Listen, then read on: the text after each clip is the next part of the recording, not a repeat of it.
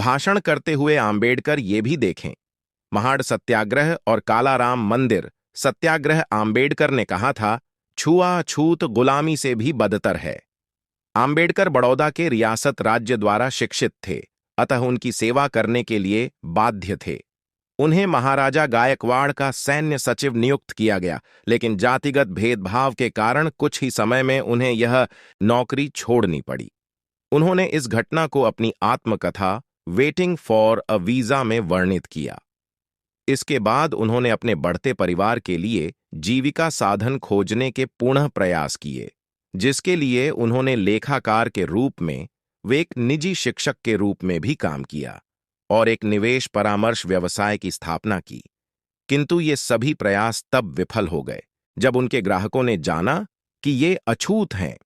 1918 में ये मुंबई में Sydenham college of commerce and economics में राजनीतिक अर्थशास्त्र के प्रोफेसर बने। हालांकि वे छात्रों के साथ सफल रहे, फिर भी अन्य प्रोफेसरों ने उनके साथ पानी पीने के बर्तन साझा करने पर विरोध किया। भारत सरकार अधिनियम 1919 तैयार कर रही साउथबरो समिति के समक्ष भारत के एक प्रमुख विद्वान के तौर पर आम्बेडकर को साक्ष्य देने के लिए आमंत्रित किया गया। इस सुनवाई के दौरान आम्बेडकर ने दलितों और अन्य धार्मिक समुदायों के लिए पृथक निर्वाचिका और आरक्षण देने की वकालत की। 1920 में बंबई से उन्होंने साप्ताहिक मूकनायक के प्रकाशन की शुरुआत की। यह प्रकाशन शीघ्र ही पाठकों में लोकप्रिय हो गया। तब आम्बेडकर ने इसका प्रयोग रूढ़िवादी हिंदू राजनेताओं व जातीय भेदभाव से लड़ने के प्रति भारतीय राजनैतिक समुदाय की अनिच्छा की आलोचना करने के लिए किया।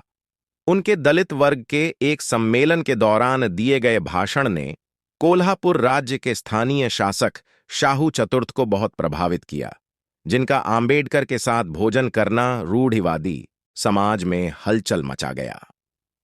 बॉम्बे उच्च न्यायालय में विधि का अभ्यास करते हुए उन्होंने अछूतों की शिक्षा को बढ़ावा देने और उन्हें ऊपर उठाने के प्रयास किए। उनका पहला संगठित प्रयास केंद्रीय संस्थान बहिष्कृत हितकारिणी सभा की स्थापना था, जिसका उद्देश्य शिक्षा और सामाजिक आर्थिक सुधार को बढ़ावा देने के साथ ही अवसादग्रस्त वर्गों के रूप में संदर्भित बहिष्कार के कल्याण करना था। दलित अधिकारों की रक्षा के लिए उन्होंने मूकनायक, बहिष्कृत भारत, समता, प्रबुद्ध भारत और जनता जैसी 5 पत्रिकाएं निकालीं। सन 1925 में उन्हें बंबई प्रेसिडेंसी समिति में सभी यूरोपीय सदस्यों वाले साइमन कमीशन में काम करने के लिए नियुक्त किया गया।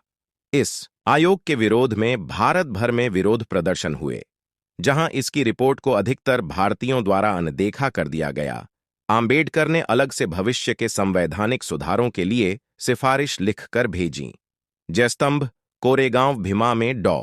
बाबा साहब आम्बेडकर एवं उनके अनुयायी 1 जनवरी 1927। द्वितीय आंग्ल मराठा युद्ध के अंतर्गत 1 जनवरी 1818 को हुई कोरेगांव की लड़ाई के दौरान मारे गए भारतीय महार सैनिकों के सम्मान में आम्बेडकर ने 1 जनवरी 1937 को कोरेगांव विजय स्मारक जयस्तंभ में एक समारोह आयोजित किया। यहां महार समुदाय से संबंधित सैनिकों के नाम संगमरमर के एक शिलालेख पर खुदवाए गए तथा कोरेगांव को दलित स्वाभिमान का प्रतीक बनाया। सन 1927 तक डॉ.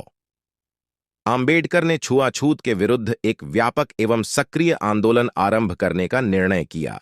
उन्होंने सार्वजनिक आंदोलनों, सत्याग्रहों और जुलूसों के द्वारा पेयजल के सार्वजनिक संसाधन समाज के सभी वर्गों के लिए खुलवाने के साथ ही उन्होंने अछूतों को भी हिंदू मंदिरों में प्रवेश करने का अधिकार दिलाने के लिए संघर्ष किया। उन्होंने महाड़ शहर में अछूत समुदाय को भी नगर की चवदार जलाशय से पानी लेने का अधिकार दिलाने के लिए सत्याग्रह चलाया। 1927 के अंत में सम्मेलन में आम्बेडकर ने जाति भेदभाव और छुआछूत को वैचारिक रूप से न्याय संगत बनाने के लिए प्राचीन हिंदू पाठ मनुस्मृति, जिसके कई पद खुलकर जातीय भेदभाव व जातिवाद का समर्थन करते हैं, की सार्वजनिक रूप से निंदा की और उन्होंने औपचारिक रूप से प्राचीन पाठ की प्रतियां जलाईं। 25 दिसंबर 1927 को उन्होंने हजारों अनुयायियों के नेतृत्व में मनुस्मृति की प्रतियों को जलाया। इसकी स्मृति में प्रतिवर्ष 25 दिसंबर को मनुस्मृति दहन दिवस के रूप में आंबेडकरवादियों और हिंदू दलितों द्वारा मनाया जाता है। 1930 में आंबेडकर ने 3 महीने की तैयारी के बाद कालाराम मंदिर सत्याग्रह आरंभ किया। कालाराम मंदिर आंदोलन में लगभग 15,000 स्वयंसेवक इकट्ठे हुए, जिससे नासिक की सबसे बड़ी प्रक्रियाएं हुईं। जुलूस का नेतृत्व एक सैन्य बैंड ने किया था। स्काउट्स का एक बैच, महिलाएं और पुरुष पहली बार भगवान को देखने के लिए अनुशासन, आदेश और दृढ़ संकल्प में चले गए थे। जब वे द्वार तक पहुंचे तो द्वार ब्राह्मण अधिकारियों द्वारा बंद कर दिए गए। दूसरा, गोलमेज सम्मेलन 1931, जिसमें आंबेडकर दाईं तरफ से पहले, गांधी, मालवीय व आदि लोग शामिल थे। अब तक भीमराव आंबेडकर आज तक की सबसे बड़ी अछूत राजनीतिक हस्ती बन चुके थे। उन्होंने मुख्यधारा के महत्वपूर्ण राजनीतिक दलों की जाति व्यवस्था के उन्मूलन के प्रति उनकी कथित उदासीनता की कटु आलोचना की। आंबेडकर ने भारतीय राष्ट्रीय कांग्रेस और उसके नेता महात्मा गांधी की भी आलोचना की। उन्होंने उन पर अछूत समुदाय को एक करुणा की वस्तु के रूप में प्रस्तुत करने का आरोप लगाया। आंबेडकर ब्रिटिश शासन की विफलताओं से भी असंतुष्ट थे। उन्होंने अछूत समुदाय के लिए एक ऐसी अलग राजनीतिक पहचान की वकालत की जिसमें कांग्रेस और ब्रिटिश दोनों की ही कोई दखल ना हो। लंदन में 8 अगस्त 1930 को एक शोषित वर्ग के सम्मेलन यानी प्रथम गोलमेज सम्मेलन के दौरान आंबेडकर ने अपनी राजनीतिक दृष्टि को दुनिया के सामने रखा, जिसके अनुसार शोषित वर्ग की सुरक्षा उसके सरकार और कांग्रेस दोनों से स्वतंत्र होने में है। हमें अपना रास्ता स्वयं बनाना होगा और स्वयं राजनीतिक शक्ति शोषितों की समस्याओं का निवारण नहीं हो सकती। उनका उद्धार समाज में उनका उचित स्थान पाने में निहित है। उनको अपना रहने का बुरा तरीका बदलना होगा। उनको शिक्षित होना चाहिए। एक बड़ी आवश्यकता उनकी हीनता की भावना को झकझोरने और उनके अंदर उस दैवीय असंतोष की स्थापना करने की है जो सभी ऊंचाइयों का स्रोत है। आंबेडकर ने कांग्रेस और गांधी द्वारा चलाए गए नमक सत्याग्रह की आलोचना की। उनकी अछूत समुदाय में बढ़ती लोकप्रियता और जन समर्थन के चलते उनको 1931 में लंदन में होने वाले दूसरे गोलमेज सम्मेलन में भी भाग लेने के लिए आमंत्रित किया गया। वहां उनकी अछूतों को पृथक निर्वाचिका देने के मुद्दे पर गांधी से तीखी बहस हुई एवं ब्रिटिश आंबेडकर के विचारों से सहमत हुए। धर्म और जाति के आधार पर पृथक निर्वाचिका देने के प्रबल विरोधी गांधी ने आशंका जताई कि अछूतों को दी गई पृथक निर्वाचिका हिंदू समाज को विभाजित कर देगी। गांधी को लगता था कि सवर्णों को छुआछूत भुलाने के लिए, उनके हृदय परिवर्तन होने के लिए उन्हें कुछ वर्षों की अवधि दी जानी चाहिए, किंतु यह तर्क गलत सिद्ध हुआ जब सवर्णों हिंदुओं द्वारा पूना संधि के कई दशकों बाद भी छुआछूत का नियमित पालन होता रहा। 24 सितंबर 1932 को यरवदा केंद्रीय कारागार में M.R. जयकर, तेज बहादुर व आंबेडकर दाएं से दूसरे 1932 में जब ब्रिटिशों ने आंबेडकर के विचारों के साथ सहमति व्यक्त करते हुए अछूतों को पृथक निर्वाचिका देने की घोषणा की। कम्युनल अवार्ड की घोषणा गोलमेज सम्मेलन में हुए विचार विमर्श का ही परिणाम था। इस समझौते के तहत आंबेडकर द्वारा उठाई गई राजनैतिक प्रतिनिधित्व की मांग को मानते हुए पृथक निर्वाचिका में दलित वर्ग को 2 वोटों का अधिकार प्रदान किया गया। इसके अंतर्गत एक वोट से दलित अपना प्रतिनिधि चुन सकते थे व दूसरी वोट से सामान्य वर्ग का प्रतिनिधि चुनने की आजादी थी। इस प्रकार दलित प्रतिनिधि केवल दलितों की ही वोट से चुना जाना था। इस प्रावधान से अब दलित प्रतिनिधि को चुनने में सामान्य वर्ग का कोई दखल शेष नहीं रहा था, लेकिन वहीं दलित वर्ग अपनी दूसरी वोट का इस्तेमाल करते हुए सामान्य वर्ग के प्रतिनिधि को चुनने से अपनी भूमिका निभा सकता था।